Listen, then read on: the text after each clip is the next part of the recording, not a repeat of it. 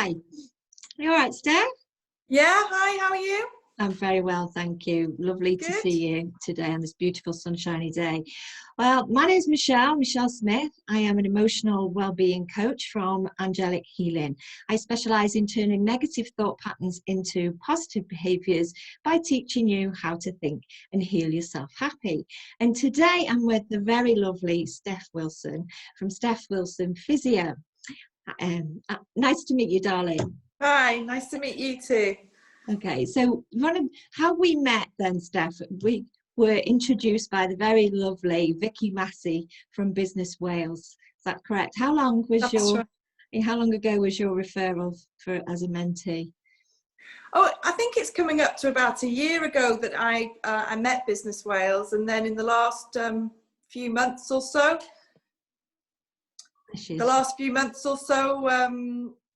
I met Vicky, and she recommended you on our first meeting, really, to get in touch and for us to talk about the business and what we're hoping to do here.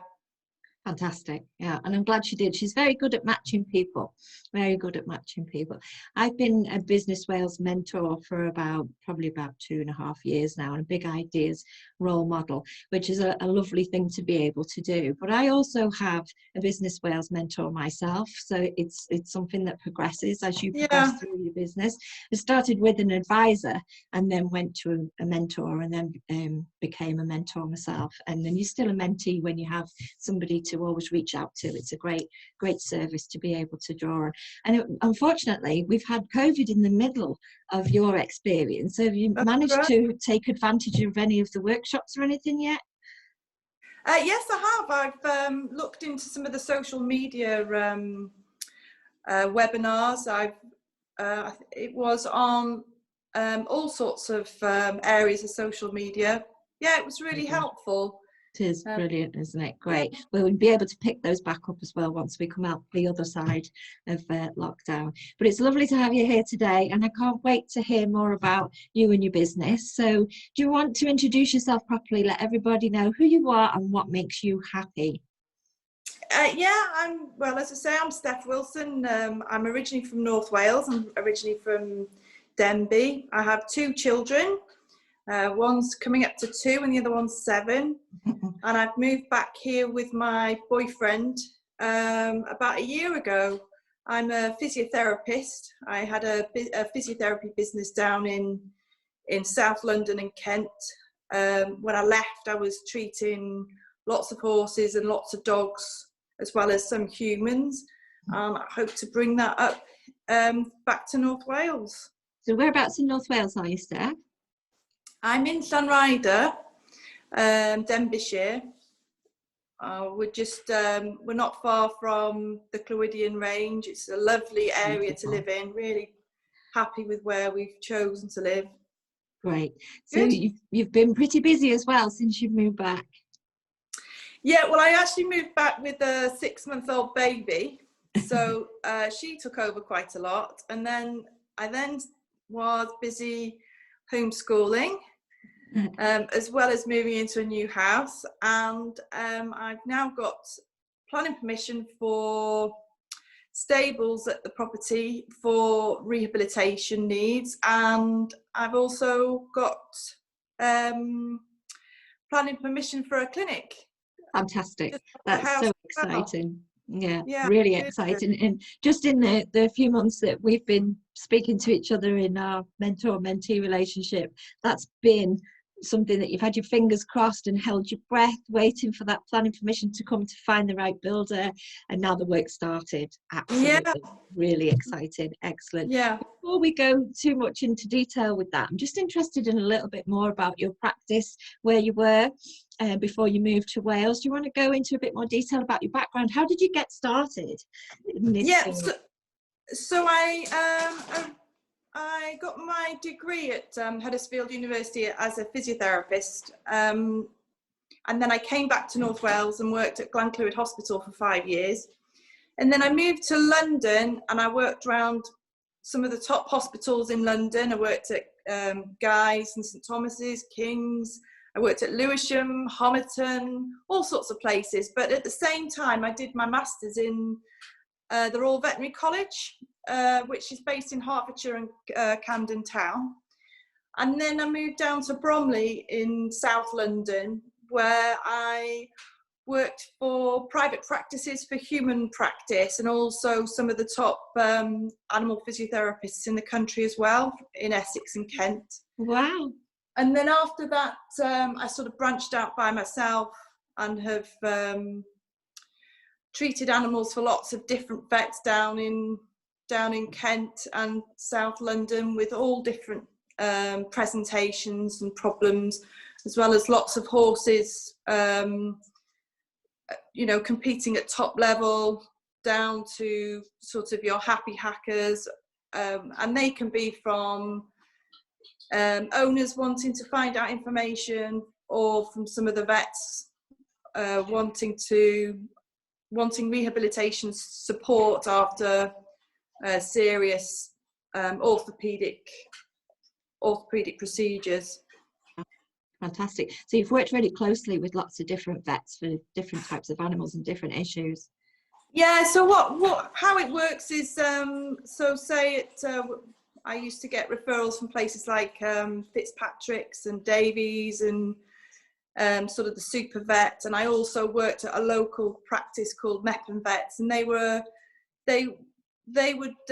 try and find a local ACPAC physiotherapist in the area who could specialise in this sort of thing, and they would just ring me up and I would see them in a local practice, rather than people having to travel to some of the tertiary veterinary hospitals in the country. Okay, so that's what we did. So I want to talk about some of the experiences that you've had when you branched off on your own, and what did a typical day look like then? Were you still working with the vets and going to their practice, or did you have somewhere yourself to work from?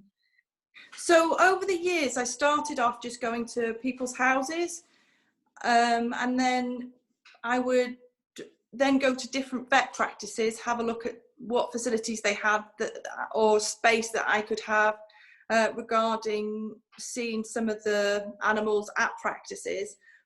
And then as the business built up and I had some people working for me as well, we would have access to different areas around South London and Kent, where we could have different dogs with different vets coming to different areas. You didn't have to stay. If you had a vet, say, in one area, it didn't mean that you had to go back to that area all the time, or that vet's. You could come to me in a different veterinary practice. It was so that we could keep it as local as possible, being a specialist service like that. When it came to horses, it was mostly on yards, so we'd always go to yards and see horses in their own environment, sort of thing. Yeah. But if we needed to have a joint session, then the vet and the physiotherapist would meet at the yard. And then so as things grew, there was less, people would travel more to one specific area rather than having so many satellite areas. But when I had somebody else working for us, then we could split the areas up more, so that we didn't have to distribute ourselves so much. Yeah, it sounds really, you got really busy then if you ended up having a team and we're being able to split the areas. She was obviously established. Yeah, it went really well. It was over the years, it grew to a point where I needed help with the caseload. Yeah. Fantastic, well done. You must be really proud of yourself for achieving that. Yeah. That's one thing about Steph, is she never takes compliments very well, and she doesn't push herself. So this is the reason behind the interview. I wanted all this lovely information to come out naturally, and you're looking like you're mortified now. You've gone all shy. Bless you, I'm sorry. But you've built up an amazing business and a fabulous caseload, and you had lots of testimonials as well that that's there as evidence of the work that you've done previously. So although you're in a different area, we were talking through your mentoring sessions that we can use this to give examples to people to say not what you're available to do, but what you've been doing and what you've been able to achieve. Do you want to tell us about some of your caseloads from some examples?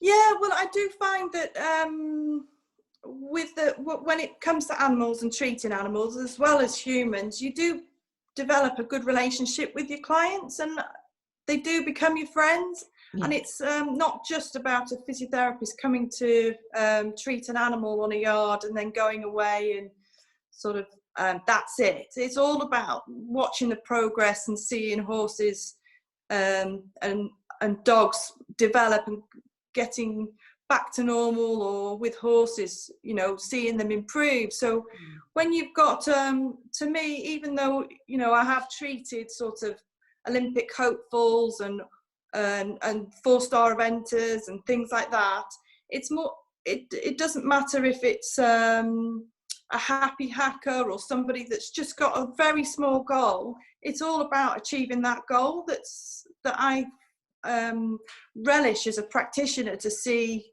the improvement and the stages. So that's why I enjoy the job. And sort of cases would be, so with dogs, I saw lots of total hip replacements, dogs that couldn't go on walks, they struggled to do lots of tasks at home, they slipped on the floor, they weren't happy, there was lots of pain. And just to see and rehab them back to the sort of puppy-like dog that they were before. Yeah, very rewarding. Yeah. There's lots. Sorry, go on. Sorry. You go. Yeah, there's lots of sort of disc disease dogs that I treated in the past, that they go completely off their feet, and it's quite sad to see owners and dogs sort of at their wits' end, not really sure what to do. Yeah, that's what I was going to say when I wanted to interrupt. I was thinking about that absolute peace of mind for the owner, because you're so attached to your pets. They are your family. They really are. You love them, don't you? They love you unconditionally. And they're looking at you for the support. You know, what can you do to help me? And you must feel so helpless when they've had like that hip operation. But for you to come along and see that transformation is massive peace of mind for the owner as well. Yeah. So you can see that makes it worthwhile. Yeah, it's a lovely job to have. It's a really nice sort of profession to be in, to be able to have those skills that you can really see a benefit at the end. I mean, there's always going to be those days where things don't go right, and you know, it's not all. Dogs get old, horses get old, things happen, but in general, when you see that you can make a difference, it's really good. It's really good. Brilliant. And you've worked with some high-profile animals as well in the past, haven't you? There's a little story there, and you've been in a magazine as well. Come on, share. Yeah, so sort of I've had horses that have had kissing spine, that had operations, and they do react when they have things that don't agree with them and buck owners off and all sorts of things. And then I did I was hoping I'd get into horse and hound for something a bit different, but I was congratulated through Horse and Hound when this horse then went out and competed and did well. And it's, you know, you do get to see some horses for royalty, and you know, you get to treat some good race horses and things like that. But it's always nice to see top class and top sports people's horses doing well that you've been involved with. So yeah, it's such a big thing to them, isn't it? And that competitive streak, and you know, they've built that relationship, done all that training, and then if the horse becomes poorly or a bit lame, it's kind of like, oh no, all my dreams and aspirations, and you can come in and make it all happen again. It's a fabulous achievement. Well done. Absolutely amazing. But it must be great to be able to treat the owner as well. When you own horses, I'm casting my mind back. I was a happy hacker and used to have a pony, but my back was out, and they used to say, it's you putting his back out. So, but it would have been great to have had somebody that could do us both, rather than me have to go somewhere and bring somebody else in to do Harry. Have you been in that situation as well? So that is the dream. That's what I'm hoping to bring to North Wales and to Llanrhider, is that I will have the facility to have horses at the house as well as the rider at the house, and we can work on both at the same time. I've done sort of my horse riders Pilates training, APPI training. And I used to take quite a few classes. I used to take about 4 a week. And then, things change and I started to do different things. But even for my benefit, I've felt so much benefit. Sorry. So much benefit in doing Pilates that I've started doing it again and hoping to provide that service here. So Fantastic. That's one thing I found that was missing in the business in Kent, was having one area that I could. So if I had a horse that needed treating every day, if I had a dog that needed treating every day, then they can come and live with me. Yeah, and, fantastic. Yeah, no, this is lovely. This has taken us nicely into what the future looks like. Tell us about this vision. Then you've got this fabulous place, you've got your planning permission, you're going to open a clinic, the work has started. What does the end result look like? Let's hear about this. Well, I just hope that people that I've become friends with, or that have animals, that have goals, they want to improve their horse riding, they want to keep their dog mobile for as long as possible, they can always come here, give us a ring. You can bring them both here, then you can bring the dog and the person, the person, get themselves fit and healthy and have a nice relaxing time at the same time. Fantastic. So the clinic then is going to have a bit of a therapeutic feel to it for both the animal and the owner. Describe the room. So I'm working towards rather more of a, not as a, when you go into a clinic room and there's a curtain that they pull over and it's bright light and you don't feel that comfortable. Well, the idea is that we're going to have sort of it's not going to be, I wouldn't say snug, but it's going to be warm, and you're going to enjoy coming, rather than that the idea is that you can come and have a coffee and a sit down and a chat before you come in and have your treatment, sort of thing, and just know that you're going to be well looked after, really, rather than sort of in, out and see you later sort of thing. Fantastic. Amazing. Amazing story. Really inspirational, Steph. And it's coming to life as we speak. And when you're talking about this vision and how the experience will be for the client and their lovely pets coming through to see it, your energy is just sparkling. It's absolutely sparkling. This is something that's really close to the heart. It's something that you've worked towards and dreamt about, and it's coming. It's here. Well done. Absolutely amazing. Yeah. One thing I do, so over the years, you get the clients coming in from the practices I've been into previously, and they've always been worried about muddy boots and oh, sorry, I'm in my joppers, and they're pulling straw out. Well, I want people not to worry about that whatsoever, or the dog's not been groomed before they see him, or they feel like they need, it's nice and relaxed, and you're coming because this is like a place where you can relax and you can all relax and not to worry about that at all.